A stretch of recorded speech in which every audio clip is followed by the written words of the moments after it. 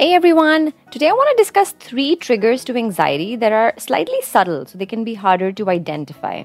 Before we dive into the podcast though, here is a little something about me. My name is Vidushi Sandhir and I'm the founder of Deeply Simple, where I provide one-on-one holistic health coaching. I am an Ayurvedic practitioner, a mindfulness meditation teacher, an integrated trauma coach, and a Reiki practitioner. You can check out some resources at www.deeplysimple.info. Let's get to the podcast for today. So like I mentioned, we'll talk about 3 triggers to anxiety that are a little subtle so can be harder to identify and spot. Keep in mind that these triggers are through the lens of my own experiences, so they're not an absolute truth. And I'm hoping that when you hear these triggers, I'll provide some journal prompts and you can gather some information about yourself and you can take that to a session with your coach or your therapist. So the first subtle trigger is food. And here I specifically want to talk about 2 ingredients or 2 food items. The first is MSG and the second is artificial colors. Research has linked MSG to anxiety as well as insomnia. But unfortunately, it is still added in a lot of restaurants as a flavor enhancer because it's not really banned. So does that mean you stop eating out? No. But for example, in my case, I researched the cuisines where I'm more likely to encounter MSG and I set boundaries in group settings. And in the past, I've also called up restaurants to ask if they add MSG and they have been pretty forthcoming about it. The second food item that I have noticed triggering anxiety is artificial colors and sometimes even artificial flavors. But some studies have shown that artificial coloring contributes to anxiety. And there are some other studies that have linked artificial colors to ADHD in kids. So the basic hypothesis behind both is that these chemicals can impact the nervous system and lead to behavioral changes. Now, an important thing to remember is that colors might be added to things that don't really look colored, things that look white. So you have to look at the ingredients. For example, flavored milk, puddings, etc., they can have color added to them. So read the labels and opt for items where the ingredients listed are not really chemicals. They're ingredients that you can pronounce and you understand. The second trigger is the inability to truly prioritize our wellness. Now, in order to prioritize our wellness, it's very important for us to get crystal clear about activities, habits, and routines that contribute positively to our emotional, physical, spiritual well-being. So that when we do those habits consistently, we are able to manage a season of anxiety better and with more strength. I recognized that meditating first thing in the morning is critical for my emotional wellness.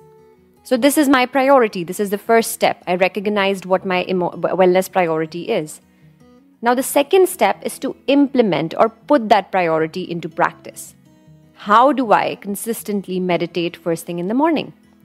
Now, we have limited time in the day. To prioritize something implies that we have to deprioritize something else. That's how it works. And this is key. So in my example, in order to prioritize meditating first thing in the morning, I might say no to a social obligation in the morning. And I know it feels awkward to say no at first. But once you get very, very clear with your priorities, and start being consistent with implementing them, this becomes second nature.